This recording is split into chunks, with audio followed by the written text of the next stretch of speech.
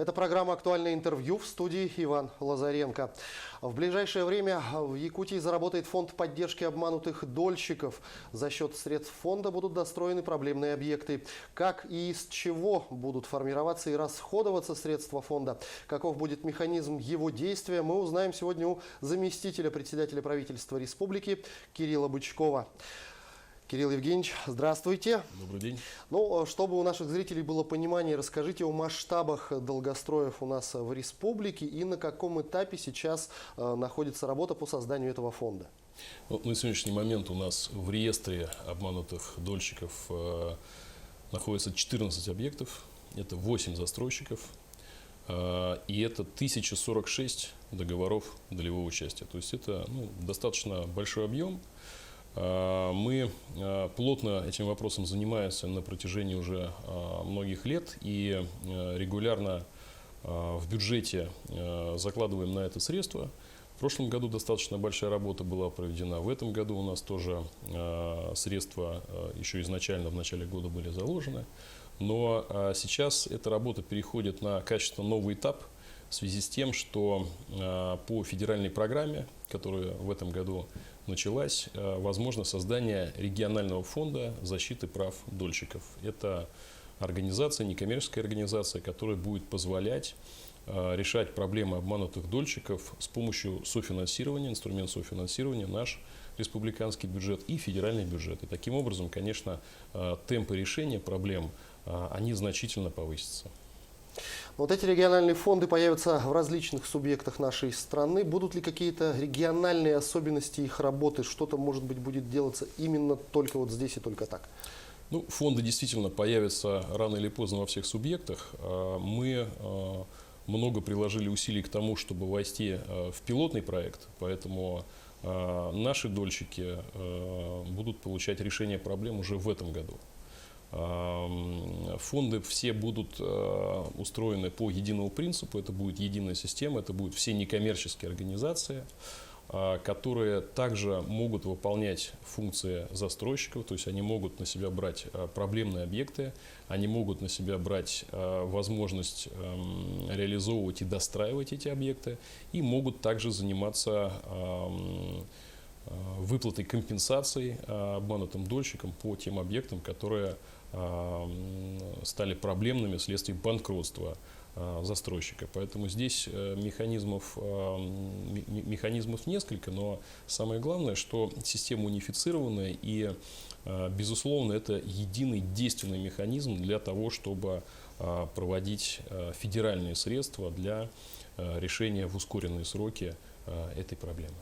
Все-таки объем проблемы обманутых дольщиков вопрос очень серьезный и объемный с точки зрения денег. Скажите, из чего будет финансироваться работа этого фонда? Финансирование фонда происходит, как я уже сказал, из федерального бюджета, республиканского бюджета, соотношение где-то 92/8, 92% федеральных, 8% республиканских.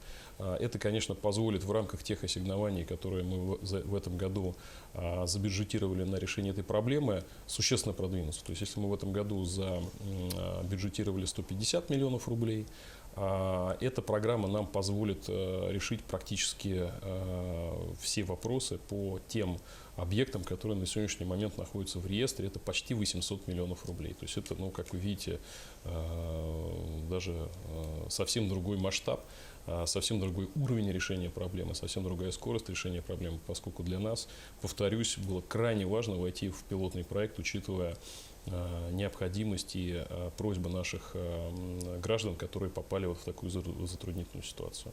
Ну, кроме того, что попасть в пилотный проект, нужно еще и результаты хорошие показать. Я думаю, все это получится обязательно.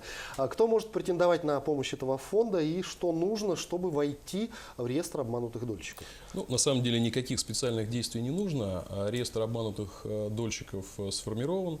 Как я еще раз, как я сказал, уже повторю, там 14 объектов, 1046 договоров долевого участия.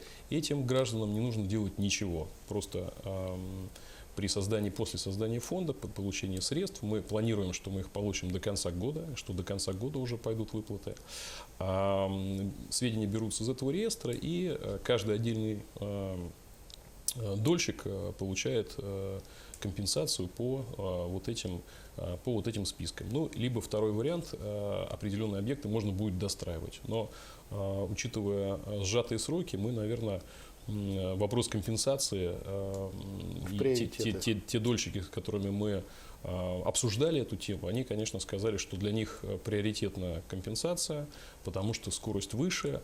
Многие объекты находятся в недостаточно высокой стадии строительства, поэтому их достройка возможна только к концу следующего года. Ну а в целом скажу, что при поступлении денежных средств на определенный объект фонд региональный должен их освоить в течение 3 лет. То есть если это достройка, то в течение 3 лет он должен достроить. Поэтому ряд мы будем, конечно, решать компенсации. Я думаю, что большинство наших уважаемых граждан мы обрадуем до конца этого года.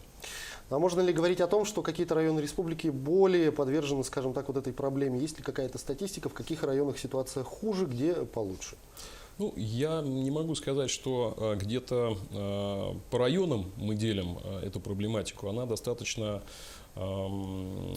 разноплановая, тем не менее. Но вот те объекты, которые мы решаем в этом году, это Черопчинский район, там у нас строительство 2 домов, на это уже выделены средства, там решаются вопросы, там ЖСК «Надежда» решает вопросы проблемного застройщика «Макрос», и это адрес улицы Учителей 25, улицы Учителей 27. Эти объекты будут введены в ноябре, то есть это уже мы делаем в рамках наших планов, тех, которые которых мы принимали в начале года и реализуем. И также это «Монолит-строй», автодорожная 19, там достраивает объект застройщика «Монолит-строй», и на это выделено порядка 28 миллионов рублей. Это также у нас планируется до конца года, до декабря, этот объект вести. И плюс, конечно, мы не только бюджетными механизмами, мы также и с помощью мониторинга, с помощью привлечения структур Министерства строительства республики, службы государственного заказчика, мы в режиме мониторинга и помощи как созданным ЖСК, так и в отдельных случаях застройщикам решаем вопросы, помогая им достроить объекты, в том числе ускоряя процедуры различные административные, получение разрешений, подключение тепла и так далее, и так далее. Вот у меня месяц назад было совещание на эту тему. Достаточно много из того, что мы обсудили, каждый объект обсуждали конкретно, по нему было анализировано исполнение дорожной карты, как идет ход ее исполнения. И, в общем-то, я могу сказать, что по многим из этих объектов у нас существенные сдвижки есть. Где-то мы подключили тепло, где-то мы сейчас уже получили акты. Вот на днях буквально получаем акты ввода по объектам «Строймонтаж-2002», поэтому это 50-летие октября. Поэтому здесь я думаю, что наша работа, которая независимо от создания фонда, наша такая активная в этом плане позиция, она даст плоды в этом году. Поэтому еще раз надеюсь, что многие будут обрадованы результатами этого года и получат решение своих проблем. Ну вот вы упомянули про жилищно-строительные кооперативы. Недавно Государственная Дума приняла законопроект, в котором приравняла участников ЖСК к обманутым дольщикам. Есть ли у нас члены ЖСК, попавшие в сложную ситуацию, и будут ли на них распространять помощь фонда, который будет создан в ближайшее время? Ну, в настоящий момент закон, скажем так, практически принят, еще не до конца, он во втором чтении находится в Госдуме. У нас на сегодняшний момент такой один есть по ЖСК «Прогресс». Это 55-й квартал Ленина. Там у нас заключено, на мою память, около 130 договоров. Вот, пока это объект один, повторюсь. Но да, я думаю, что закон будет принят, и проблема жителей с такими объектами, она также будет решаться. Но если говорить о ситуации в целом, то какова сейчас ситуация с финансовым положением застройщиков, и сказалось ли на этой ситуации введение этим летом механизма проектного финансирования эскроу-счетов? Ситуация, безусловно, сказалась и сказывается. С одной стороны, практика эскроу-счетов позволяет надеяться, что новых договоров проблемных и новых проблемных объектов появляться точно не будет, новых не будет, но те объекты, которые в настоящий момент достраиваются, конечно, не для всех эта процедура явилась легкой и такой безболезненной при переходе, потому что здесь, конечно, те крупные застройщики, которые имеют устойчивое финансовое положение, те без проблем перешли на новую систему, ну а те, которые находятся в затруднительной ситуации или небольшие строительные компании, конечно, испытывают сложности. Мы в этой части с ними работаем, мы им помогаем, потому что для нас важен каждый застройщик. У нас на самом деле в республике не так много в стройкомплексе застройщиков, и порядка 40 тех, которые активно участвуют, и мы на сегодняшний момент видим, что не более 10% пока перешли на эскроу счета, хотя, с другой стороны, многие объекты, которые они начали строительством, они были по старым правилам, так называемым, да, до введения эскроу счетов, поэтому переживать о том, что они не достроят объекты, не приходится. Мы говорим сейчас лишь о новых строительствах, о тех разрешениях, которые они собираются получать на новые объекты. Но мы, конечно, как курирующий стройкомплекс республики, безусловно, для нас важны, крайне важны показатели ввода новых квадратных метров.